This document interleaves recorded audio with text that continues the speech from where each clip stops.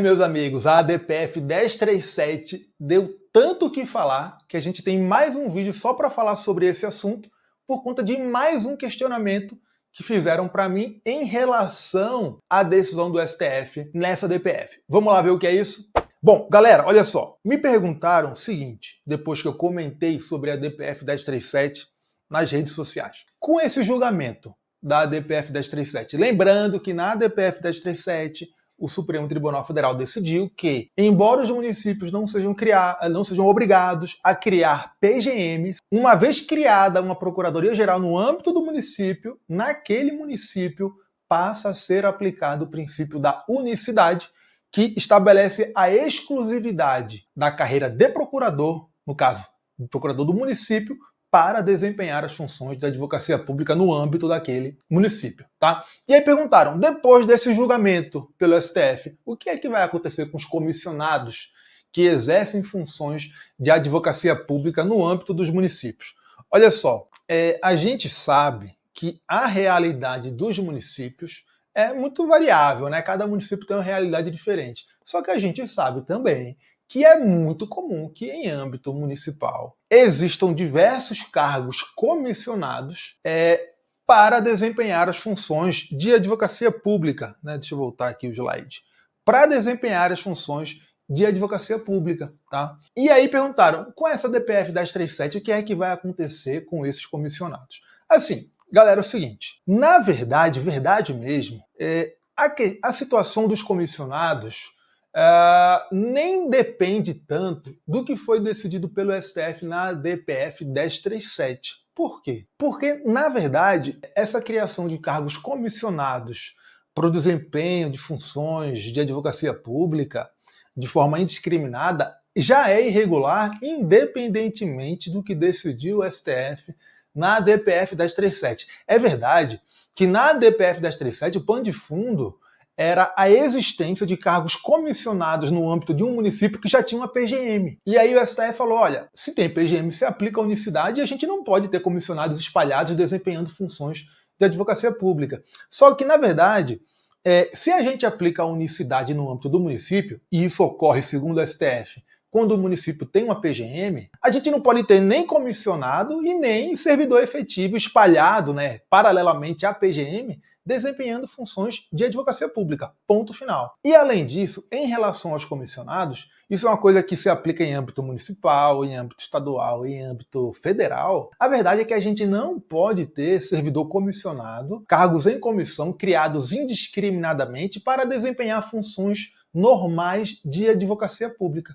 A gente não pode ter isso em nenhuma esfera federativa. Por quê? Porque isso, independentemente de qualquer discussão sobre a aplicação de unicidade ou não, isso é uma violação à regra constitucional do concurso público. Tá?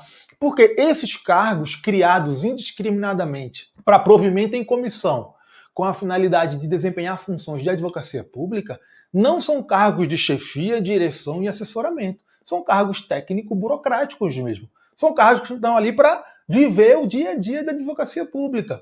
E é inconstitucional termos cargos em comissão para desempenhar funções meramente técnico-burocráticas. A Constituição fala expressamente, cargo em comissão se destina a funções de chefia, direção e assessoramento. E a jurisprudência do STF é muito pacífica, é farta, no sentido de que é inconstitucional criar cargo em comissão para desempenhar funções técnico-burocráticas. Eles têm que ser criados para realmente realizar funções de chefia, direção e assessoramento. Então veja, imagina um município que tem, sei lá, 10 cargos em comissão espalhados aí nos órgãos, entidades e por aí vai, para desempenhar a função de procurador. Isso é inconstitucional, tá? Independentemente de haver uma PGM ou não naquele município, porque viola a regra do concurso público. Então veja, a questão é que antes ou depois da DPF 1037 é uma inconstitucionalidade chapada, tá? A existência de cargos comissionados espalhados em um município para desempenhar funções de advocacia pública.